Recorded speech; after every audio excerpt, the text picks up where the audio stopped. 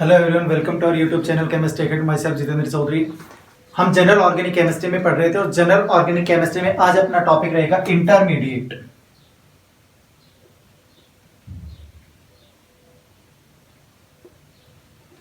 Intermediate यानी कि मध्यवर्ती क्या होते हैं, इसकी हम बात करेंगे। इंटरमीडिएट अपने पास कब बनते हैं, तो इसके लिए हमने पढ़ा था कि अपने पास कोई केमिकल रिएक्शन होती है। केमिकल रिएक्शन के अंदर अपने पास में रिएक्टेंट होता है। ये reactant specific condition, temperature, pressure, volume, अपने पास में कोई भी फिजिकल प्रॉपर्टी हो सकती है, फोटोलाइट की प्रेजेंस हो सकती है, इसमें अपने पास इंटरमीडिएट और ट्रांजिशन स्टेट की फॉर्मेशन होती है। और फिर ये इंटरमीडिएट या ट्रांजिशन स्टेट जो होती है ये अपने पास प्रोडक्ट की फॉर्मेशन करती है। ठीक है, तो हम ये कहें कि इंटरमीडिएट क्या है अपने पास में, कि इंटरमीडिएट अपने पास में किसी केमिकल रिएक्शन के अंदर मध्य में बनने वाली एक अवस्था होती है। ये अवस्था अपने पास में हाई एनर्जी की स्टेट होती है, इसलिए ये क्या है अपने पास में अनस्टेबल होती है। उच्च ऊर्जा की अवस्था होने के कारण ये एक अपने पास में अस्थायी अवस्था होती है। क्लियर है? इसका जो निर्माण होता है ये शॉर्ट टाइम के लिए होता है। शॉर्ट टाइम यानी कि अल्प समय के लिए इसकी फॉर्मेशन होती है और इसकी फॉर्मेशन होने के बाद तुरंत ये किसमें कन्वर्ट होती है, अपने पास में प्रोडक्ट में कन्वर्ट होती है। तो आज अपने पास में इंटरमीडिएट की हम बात करेंगे। तो अपने पास इंटरमीडिएट के रूप में कौन कौन से हो सकते हैं, तो इसके लिए हम ये कहें कि इंटरमीडिएट के रूप में अपने पास हो सकता है कार्ब फ्री रेडिकल, एक होता है अपने पास में कार्ब कैटायन, एक होता है कार्ब एनायन, एक होता है अपने पास कार्बीन, एक होता है अपने पास नाइट्रीन, एक होता है अपने पास बेंजाइन, एक होता है अपने पास में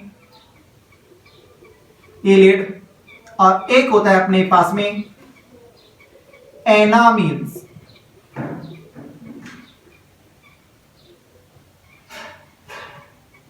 एक होता है अपने पास में एनामीन्स। तो अपने पास इंटरमीडिएट के रूप में carb free radical, carbocation, carbanion, carbene, nitrene, benzyne, ylide और इनामीन्स होते हैं। इन सभी इंटरमीडिएट को अपने को चेक करना है। तो अब अपना फर्स्ट पॉइंट होगा अपने पास में कार्ब फ्री रेडिकल की हम बात करेंगे। Carb free radical, carb free radical यानी कि कार्बन के ऊपर अपने पास में एक अनपेयर्ड इलेक्ट्रॉन प्रेजेंट हो। पॉइंट अपने पास में हम बात कर रहे हैं कार्ब फ्री रेडिकल्स। ठीक है, कार्ब फ्री रेडिकल की हम बात करें तो हम कह रहे हैं कि अपने पास कार्बन और कार्बन की 4 वैलेंसी में से 3 वैलेंसी और इसके पास एक अनपेयर्ड इलेक्ट्रॉन प्रेजेंट हो, ये अपने पास में होता है कार्ब फ्री रेडिकल।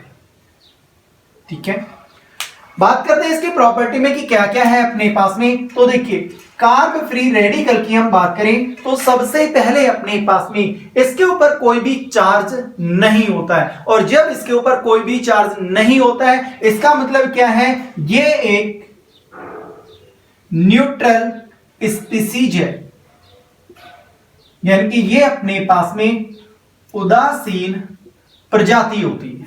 क्लियर है?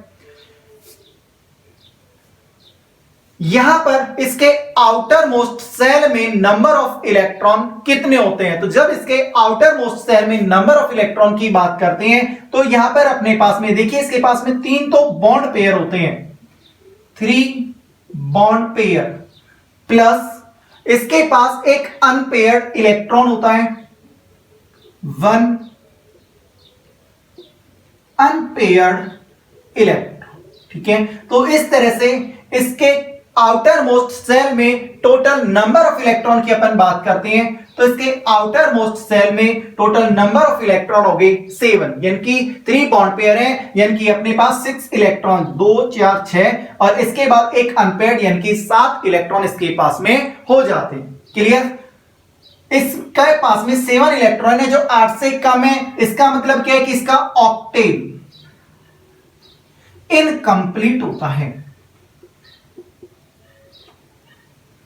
अष्टक अपूर्ण होता है। और अष्टक अपूर्ण है, इसका मतलब ये क्या है अपने पास में, electron deficient species.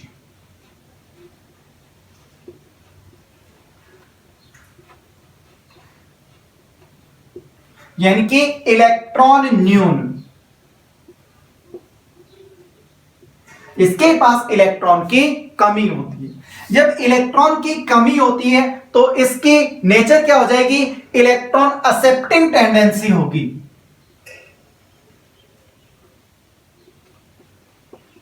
Accepting tendency यानी कि इलेक्ट्रॉन ग्राही होगी। क्लियर?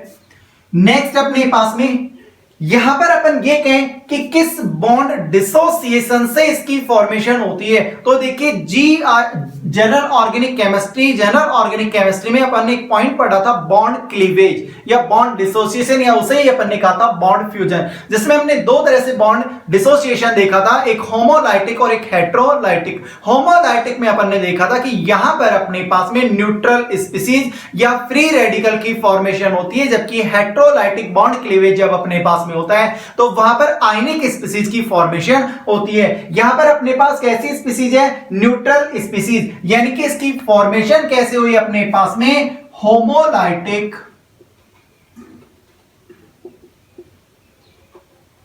बॉन्ड क्लीवेज,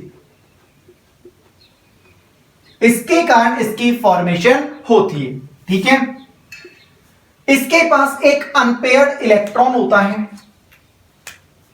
1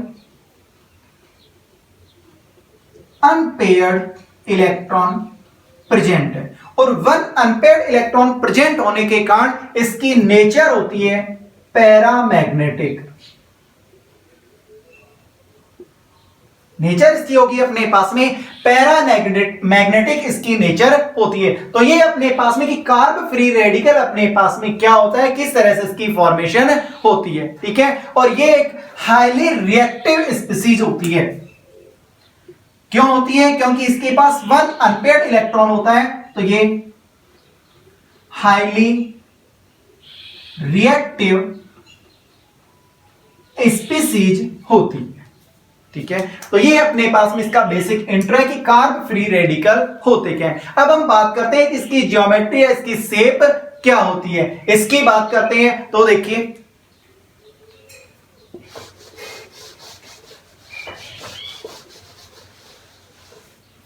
यहां पर कार्ब फ्री रेडिकल के पास 3 बॉन्ड पेयर प्रेजेंट होते हैं। ठीक है? और एक अनपेयर्ड इलेक्ट्रॉन प्रेजेंट होता है। तो यहां पर जब बॉन्ड पेयर की बात करते हैं तो इसका हाइब्रिडाइजेशन देखते हैं अपन।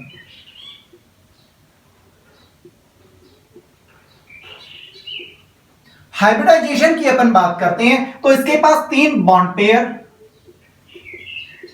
प्लस लॉन पेयर की अपन बात करते हैं तो लॉन पेयर होता नहीं, क्योंकि हाइब्रिडाइजेशन कैलकुलेट करने का फॉर्मूला होता है अपने पास में bond pair plus lone pair. तो यहां पे बॉन्ड पेयर 3 है और लॉन पेयर अपने पास में 0, यानी कि अपने पास 3 हाइब्रिड ऑर्बिटल, और 3 हाइब्रिड ऑर्बिटल के लिए अपने पास में जनरली हम कहते हैं कि sp2 हाइब्रिडाइजेशन होता है। ठीक है? तो यहां पर अपन ये कहें कि इस कार्बन के आउटर मोस्ट सेल में टोटल 7 इलेक्ट्रॉन, जिसमें से 3 बॉन्ड पेयर होते हैं, तो यहां पर इसके पास 3 sp2 हाइब्रिड ऑर्बिटल और एक इसके पास में unhybrid p orbital. p orbital की शेप जो होती है वो अपने पास में डंबल शेप होती है। ठीक है? तो यहां पर अपन ये कहें कि इसके पास जो एक अनपेयर्ड इलेक्ट्रॉन होगा वो इस जगह पे, बाकी ये अपने पास sp2 और sp2 3 sp2 हाइब्रिड ऑर्बिटल होते हैं, यानी कि इसकी जो शेप होती है अपने पास में ये होती है ट्राइगोनल प्लेन।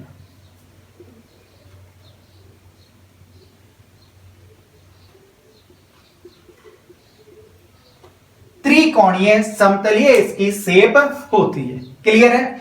नेक्स्ट अपने पास में हम यहां पर कंडीशन अप्लाई करते हैं। ठीक है, जनरली sp2 है अपने पास में, लेकिन जब कंडीशन अप्लाई करते हैं तो यहां पर इसके पास में sp2 हाइब्रिडाइजेशन कब होगा, किस कंडीशन में होगा अपने पास में, तो इसके लिए हम ये कहते हैं कि यदि अपने पास ये कार्बन फ्री रेडिकल जो है ये अपने पास में हाइड्रोजन से अटैच हो, या हम ये कहें किसी कार्बन एटम से अटैच होता है, या फिर डबल या ट्रिपल बॉन्ड से अटैच होता है, यानी कि रेजोनेंस में होता है, तो इस कंडीशन में इसका जो हाइब्रिडाइजेशन होगा वो sp2 हाइब्रिडाइजेशन होगा। ठीक है, लेकिन यहां पर यदि अपने पास कार्ब फ्री रेडिकल के साथ में फ्लोरीन या हम ये कहें मोर इलेक्ट्रोनेगेटिव एटम अटैच हो, तो जब मोर इलेक्ट्रोनेगेटिव एटम अटैच होगा, हम ये कह रहे हैं कि यहां पे अपने पास फ्लोरीन है। ठीक है, तो यहां पर जो अनपेयर्ड इलेक्ट्रॉन होगा वो हाइब्रिड ऑर्बिटल में होता है, और इस कंडीशन में इसका जो हाइब्रिडाइजेशन होता है वो sp3 हाइब्रिडाइजेशन होता है। ठीक है, तो यहां पर ये अपने को स्पेशल केस ध्यान रखना है कि यदि कार्ब फ्री रेडिकल के पास में यदि मोर इलेक्ट्रोनेगेटिव एटम यानी कि फ्लोरीन अटैच होता है तो उस कंडीशन में इसका हाइब्रिडाइजेशन sp3 होगा। ठीक है, अदरवाइज अपने पास इस तरह की कोई कंडीशन है तो यहां पर इसका जो हाइब्रिडाइजेशन होता है वो sp2 हाइब्रिडाइजेशन होता है, और जब sp2 होगा तो ट्राइगोनल प्लेनर शेप होगी, और जब sp3 होता है तो इस कंडीशन में इसकी टेट्राहेड्रल शेप ना होकर के इसकी शेप होती है पायरामिडल, लाइक एज अमोनिया की तरह इसकी शेप होती है। यहां पे देखिए अपने पास में कि ये जो अनपेयर्ड इलेक्ट्रॉन है, ये अनपेयर्ड इलेक्ट्रॉन का जो बॉन्ड होगा अपने पास में वो इनसे डिफरेंट होता है, इसलिए हम कहते हैं कि इसकी शेप टेट्राहेड्रल ना होकर के इसकी शेप होती है पायरामिडल शेप होती है। तो ये अपने पास में कार्ब फ्री रेडिकल जो होता है इसकी शेप या ज्योमेट्री किस तरह से होती है, तो ध्यान रखना कि इसमें दो तरह का हाइब्रिडाइजेशन sp2 भी होता है और sp3 भी होता है। कंडीशन यहाँ पे मोर इलेक्ट्रोनेगेटिव एटम होगा और इस जगह पर अपने पास में हाइड्रोजन हो, कार्बन हो, डबल या ट्रिपल बॉन्ड प्रेजेंट हो, हम ये कहें कि रेजोनेंस प्रेजेंट होता है, तो इस कंडीशन में इसका हाइब्रिडाइजेशन sp2 होता है। ठीक है, इसके बाद हम बात करते हैं कि इस कार्ब फ्री रेडिकल की स्टेबिलिटी किस पे डिपेंड करती है। स्टेबिलिटी की अपन बात करें तो हम पहले ही पढ़ के आए हैं कि इलेक्ट्रॉनिक डिस्प्लेसमेंट के जो इफेक्ट होते हैं उन इफेक्ट में हमने पढ़ा था इंडक्टिव इफेक्ट होता है अपने पास में, हाइपर कॉन्जुगेशन इफेक्ट होता है, रेजोनेटिंग इफेक्ट होता है। तो इनसे इसकी स्टेबिलिटी किस तरह से इफेक्टेड होती है तो हम बात करते हैं स्टेबिलिटी ऑफ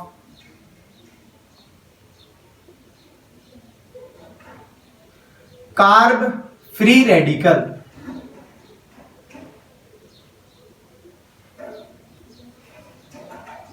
देखिए कार्ब फ्री रेडिकल, इसके बारे में हम ये कह चुके हैं कि इसके आउटर मोस्ट सेल में 7 इलेक्ट्रॉन है, ऑक्टेन इनकम्प्लीट होता है, और जब ऑक्टेन इनकम्प्लीट है तो ये इलेक्ट्रॉन एक्सेप्टिंग टेंडेंसी रखेगा, इलेक्ट्रॉन ग्रहण करने की क्षमता रखता है। ठीक है, जब इलेक्ट्रॉन ग्रहण करने की क्षमता रखता है इसका मतलब यदि कोई इसको इलेक्ट्रॉन देने वाला ग्रुप मिल जाता है तो इसकी स्टेबिलिटी इंक्रीज होगी, और यदि इससे कोई इलेक्ट्रॉन निकालने वाला ग्रुप मिल जाता है तो इसकी स्टेबिलिटी डिक्रीज हो जाती है। किस तरह से चेक करते हैं हम एक एक को। सबसे पहले हम बात करते हैं कि इसकी स्टेबिलिटी रेजोनेटिंग इफेक्ट किस तरह से इफेक्टेड होती है। तो रेजोनेटिंग इफेक्ट अपन पढ़ चुके हैं कि रेजोनेटिंग इफेक्ट प्लस आर और माइनस आर। प्लस आर का मतलब क्या है अपने पास में, electron donating group,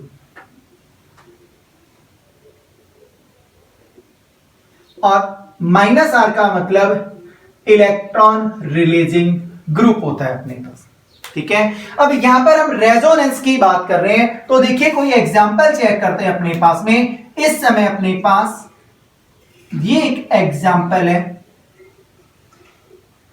carb free radical.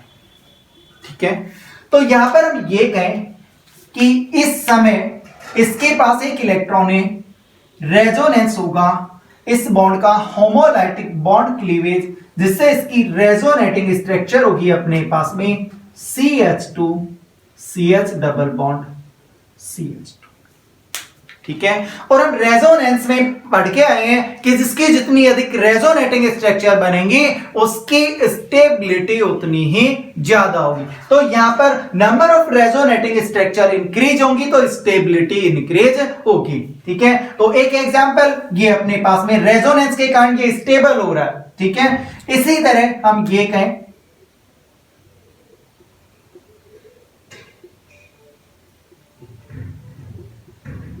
ये देखिए। ठीक है, यहां पर अपन चेक करते हैं तो इस जगह पर अपने पास में रेजोनेंस होगा, रेजोनेंस पॉसिबल है, तो यहां पर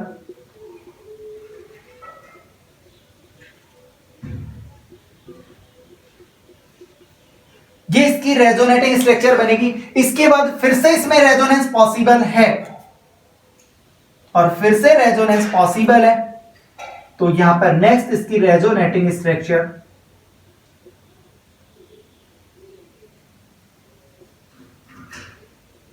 ये।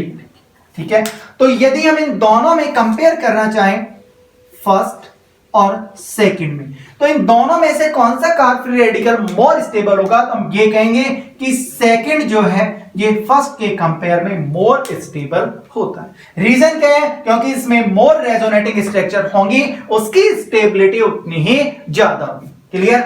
इसी तरह एक और चेक करते हैं, मैं बात करूं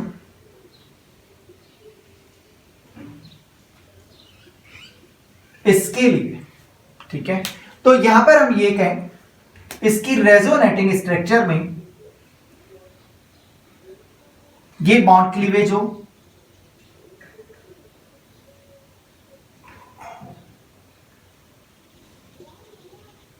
ये resonating structure, next resonating structure homolytic bond cleavage,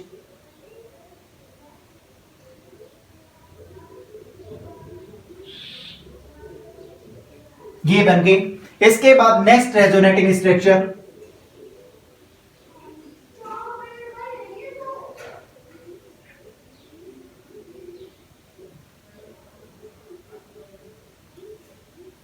और फिर से resonating structure,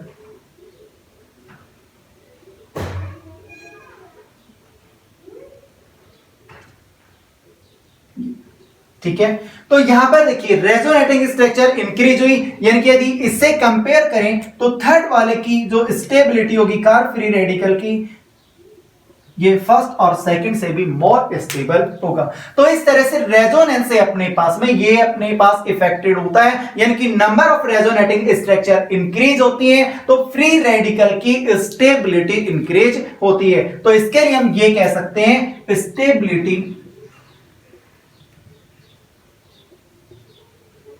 of carb free radical is directly proportional to number of resonating structure।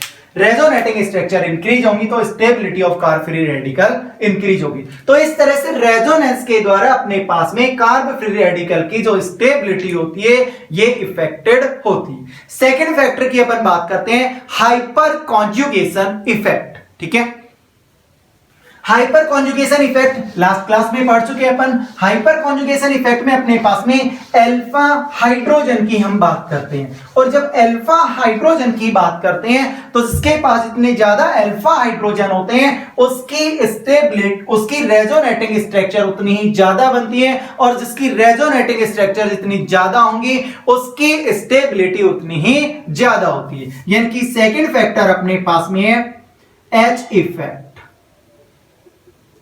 इसके अपन बात करेंगे। तो हाइपर कॉन्जुगेशन इफेक्ट में अल्फा हाइड्रोजन की अपन बात करते हैं, ठीक है। तो यहां पर हम एग्जांपल देखते हैं, ये अपने पास कार्ब फ्री रेडिकल, ठीक है, और कार्ब फ्री रेडिकल में दो वैलेंसी, एक वैलेंसी हमने ये कहा इस जगह पे हाइड्रोजन, ठीक है। तो ये एग्जांपल हम पहले चेक करके आए हैं। यहां पे एक रेजोनेटिंग स्ट्रक्चर बनाते हैं इसकी, ये अपने पास तीनों अल्फा हाइड्रोजन और ये अल्फा कार्बन, ठीक है। अल्फा कार्बन पे अटैच हाइड्रोजन, अल्फा हाइड्रोजन। कैसे चेक किया? तो हमने ये कहा था कि किसी के भी कंपेयर में अल्फा पोजीशन चेक करनी है तो उसको 0 मान लेते हैं। यहां पे जो अनपेयर्ड इलेक्ट्रॉन है वो एक ही कार्बन के ऊपर है, इसलिए इसको क्या मान लिया अपन ने? 0 मान लिया, ठीक है। इस 0 के कंपेयर में फर्स्ट पोजीशन ये अल्फा कार्बन और अल्फा कार्बन पे अटैच हाइड्रोजन, अल्फा हाइड्रोजन, ठीक है। यहां पे इसकी रेजोनेटिंग स्ट्रक्चर बनाते हैं,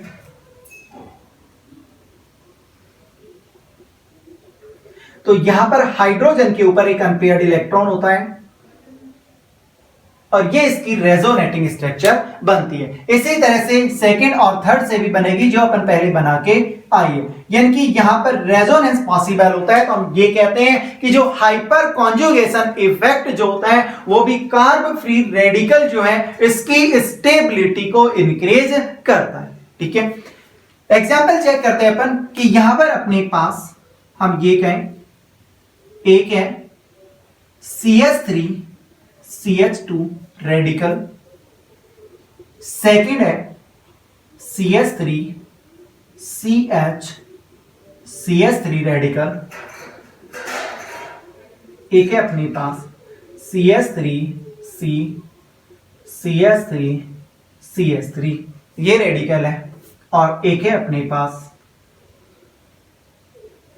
CH3 CH2 CH2 रेडिकल, और एक अपने पास में है CH3 रेडिकल, ठीक है। हम ये कहें कि इसमें से कौन मोर स्टेबल होगा, और मोर स्टेबल के लिए हम ये जानते हैं कि ये अपने पास में कार्ब फ्री रेडिकल, और कार्ब फ्री रेडिकल के कंपेयर में फर्स्ट पोजीशन अपने पास में अल्फा पोजीशन होगी। तो हम ये कहें कि यहां पे अल्फा हाइड्रोजन ये अपने पास में 3, इसके कंपेयर में अल्फा कार्बन पे attach hydrogen, alpha hydrogen, 3 alpha hydrogen.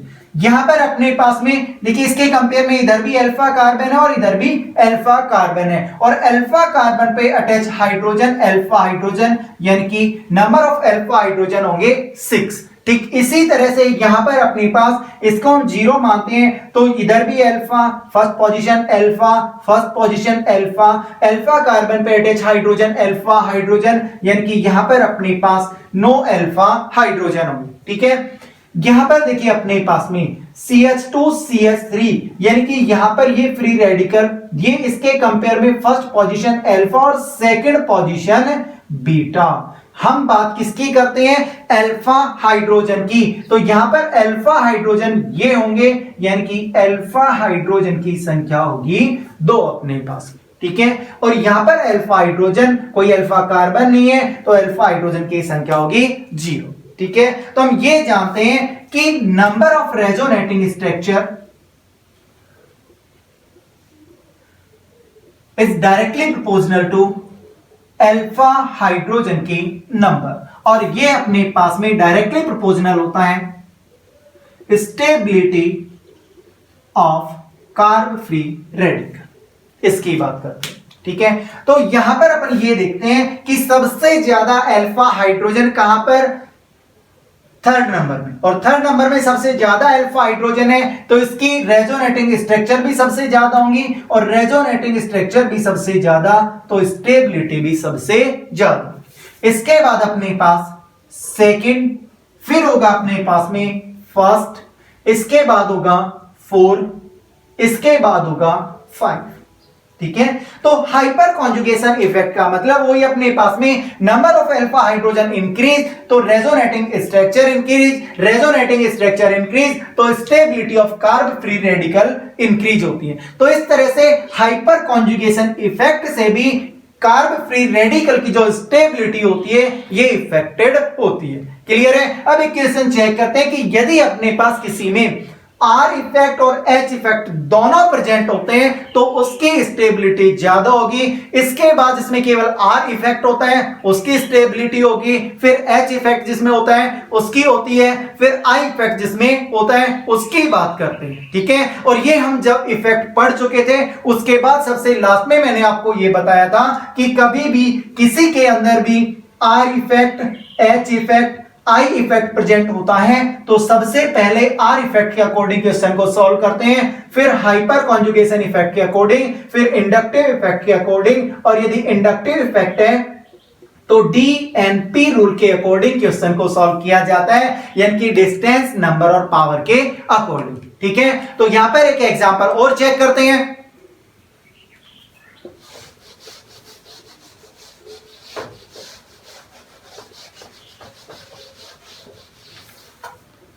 मेरे पास एक क्वेश्चन है कि arrange the following according to stability. एक है अपने पास में CH3 CH CH double bond CH2, एक है मेरे पास CH2 double bond CH CH2 free radical, एक है मेरे पास CH3 CH2 फ्री रेडिकल, ये तीन। ठीक है, तो हमने कहा कि R इफेक्ट डोमिनेंट होगा H इफेक्ट पे, H डोमिनेंट होगा I पे। ठीक है, और यदि अपने पास दोनों हैं तो पहले R और H के अकॉर्डिंग, फिर R के अकॉर्डिंग, फिर H के अकॉर्डिंग, फिर I के अकॉर्डिंग सॉल्व करते हैं। ठीक है, तो यहां पर अपन देखते हैं इस साइड में यदि चेक करते हैं तो रेजोनेंस है, ये रेजोनेंस, और इधर चेक करते हैं अपन तो अल्फा कार्बन और अल्फा कार्बन पे अल्फा हाइड्रोजन, ये होता है तीन, यानी कि यहां पर अपने पास आर भी है और एच इफेक्ट भी है। ठीक है, यहां पर यदि अपन देखते हैं तो केवल क्या है अपने पास में रेजोनेंस प्रेजेंट है, और रेजोनेंस है तो केवल आर है। यहां पे अपने पास केवल अल्फा हाइड्रोजन है, यानी कि केवल H इफेक्ट होता है। तो यहां पे इनकी स्टेबिलिटी का ऑर्डर क्या होगा अपने पास में, तो इनकी स्टेबिलिटी का ऑर्डर होगा अपने पास फर्स्ट, फिर सेकंड होगा, इसके बाद थर्ड होगा, ये इनकी स्टेबिलिटी का ऑर्डर होता है। क्लियर है? इसी तरह एक अपने पास में है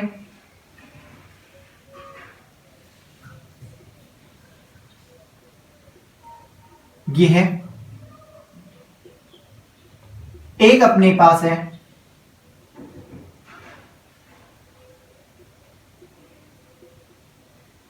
ये कंपाउंड,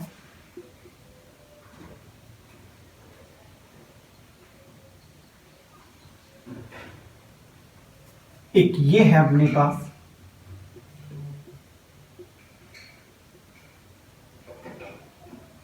एक ये है। इनकी स्टेबिलिटी की अपन बात करते हैं तो कौन सा मोर स्टेबल होगा, तो यहां पर अपन ये कहें कि देखिए एक बेंजीन रिंग है, इसके साथ रेजोनेंस ये चलेगा, यहां पर भी रेजोनेंस चलेगा, सेम है, लेकिन इधर भी है पीएच का मतलब अपने पास में फेनिल ग्रुप, फेनिल यानी कि ये अपने पास में है, तो इधर भी रेजोनेंस पॉसिबल है, और यहां पर इन तीनों में रेजोनेंस पॉसिबल होगा, और यहां पर इसमें रेजोनेंस पॉसिबल है। तो यहां पे दो ही रेजोनेटिंग स्ट्रक्चर बनेंगे। इसके अलावा यहां पर यदि अपन बात करते हैं तो 5 यहां पे होती हैं, फिर यहां पे 5 इधर बनेंगी, 5 और 5, यानी कि यहां पर स्टेबिलिटी का जो ऑर्डर होगा वो सबसे ज्यादा सी का होगा, फिर बी का होगा, फिर ए का होगा और फिर डी का होगा। ये इनके स्टेबिलिटी का ऑर्डर होगा। तो number of resonating structure increase होगी तो कार्ब फ्री रेडिकल की स्टेबिलिटी जो है वो इंक्रीज होती है। ठीक है। इसी तरह एक और चेक करते हैं अपन, ये होता है अपने पास में कैप्टोडेटिव इफेक्ट।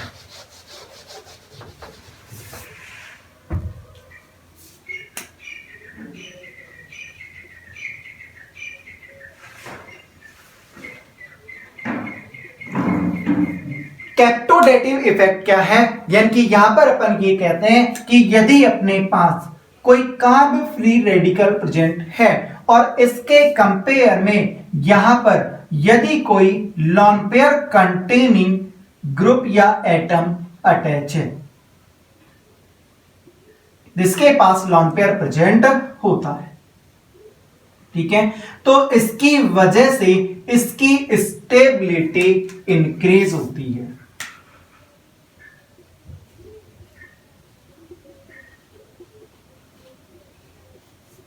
ठीक है। कैप्टोडेटिव इफेक्ट में बस ये ध्यान रखना अपने को कि कार्ब फ्री रेडिकल के कंपेयर में यदि फर्स्ट पोजीशन पे कोई ऐसा ग्रुप या एटम अटैच होता है जिसके पास लॉन पेयर प्रेजेंट हो, तो इसके कारण इसकी स्टेबिलिटी इंक्रीज होगी, और ये इफेक्ट होता है अपने पास में कैप्टोडेटिव इफेक्ट। ठीक है, तो ये अपन ने चेक किया कि कार्ब फ्री रेडिकल की स्टेबिलिटी किस तरह से अपने पास में इफेक्टेड होती है। इसके बाद हम बात करते हैं कि कार्ब फ्री रेडिकल की फॉर्मेशन किस किस तरह से करते हैं।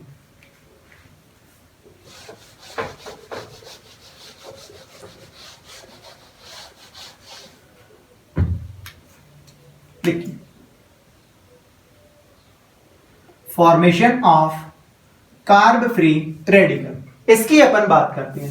तो फर्स्ट अपने पास में हम ये कहें कि अभिक्रिया अपन पढ़ते हैं, ये अपने पास टेंजीन, इसका हैलोजिनेशन फोटोलाइट की प्रेजेंस में कराया जाता है। तो यहां पर अपने पास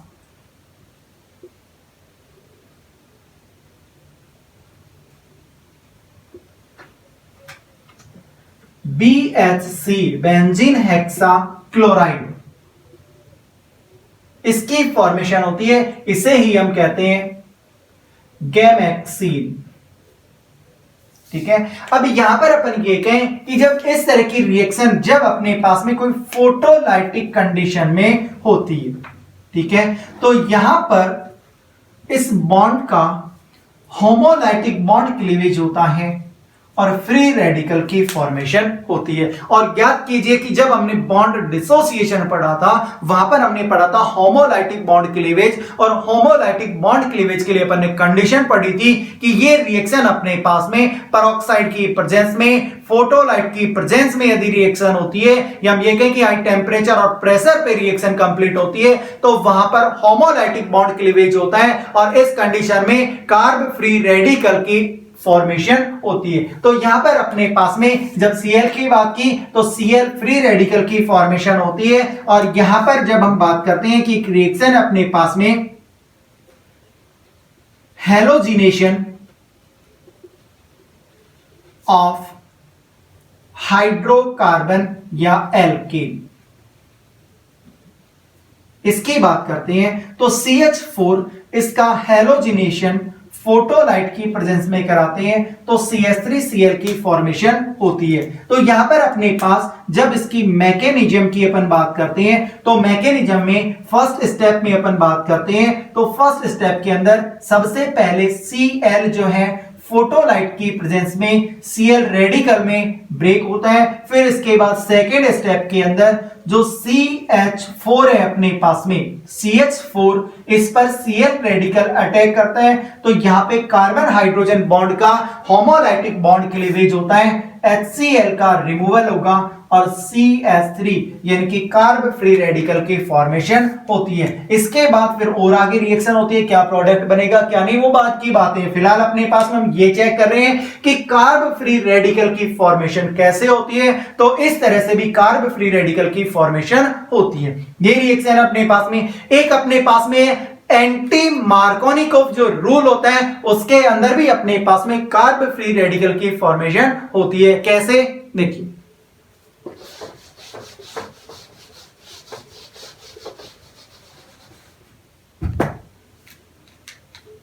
एंटी मार्कोनिकोव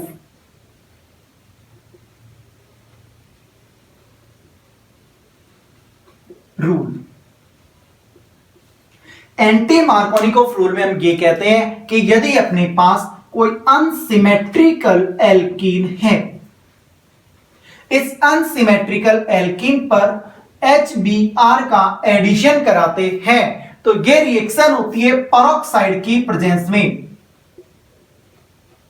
पेरोक्साइड अपने पास में H2O2 ले सकते हैं अपन, यानी कि अपने पास ये ले सकते हैं हाइड्रोजन पेरोक्साइड ले सकते हैं, या फिर बेंजाइल पेरोक्साइड,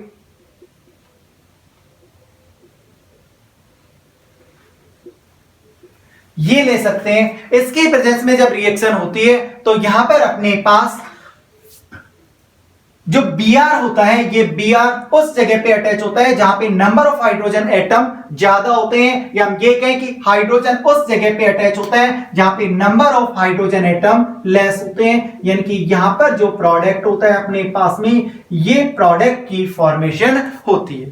ठीक है, अब यहां पर अपन बात करें कि इसकी मैकेनिज्म क्या होगी। मैकेनिज्म की अपन बात करते हैं तो सबसे पहले फर्स्ट स्टेप की अपन बात करते हैं। तो फर्स्ट स्टेप में अपने पास में पेरोक्साइड जो है, ये पेरोक्साइड बेंजाइल पेरोक्साइड लें या हाइड्रोजन पेरोक्साइड लें,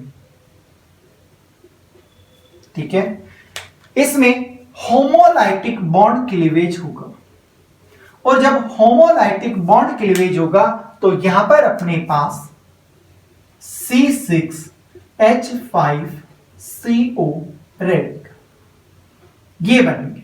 ठीक है, इसके बाद फिर से इसमें होमोलाइटिक बॉन्ड क्लीवेज होता है, और जब इसमें होमोलाइटिक बॉन्ड क्लीवेज होता है तो नेक्स्ट स्टेप में C6H5 बेंजीन मुक्त मूलक की फॉर्मेशन होती है और CO2 का रिमूवल होता है। ठीक है, इसके बाद अपने पास